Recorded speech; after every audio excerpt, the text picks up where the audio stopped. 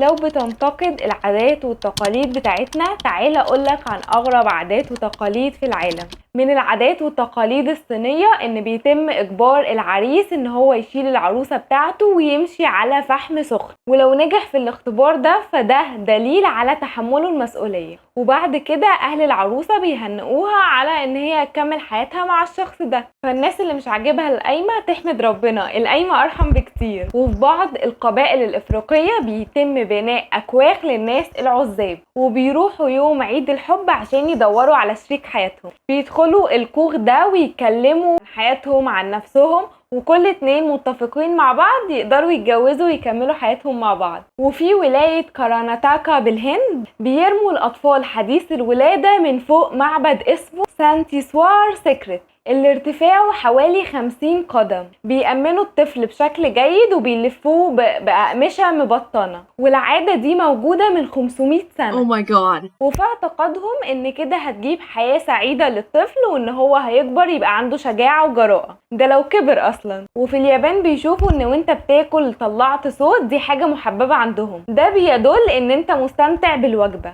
فالناس اللي بتتضايق من صوت الاكل اوعى تروح اليابان. ومن العادات القديمة برضو في الهند ان البنات اللي عايزة تتجوز بتروح مهرجان وتكون معاها عصاية وتنقي الراجل اللي شايفاه هو الراجل المناسب ليها وتفضل تضرب فيه، ولو الراجل ده اشتكى او ما عجبوش الموضوع يبقى ده لا يصلح للجواز. لكن العريس اللي يستحمل الضرب يبقى ده مناسب للجواز ويكون راجل مسؤول. فالصراحة ده عريس اهبل قوي اللي يروح يتضرب عشان يتجوز.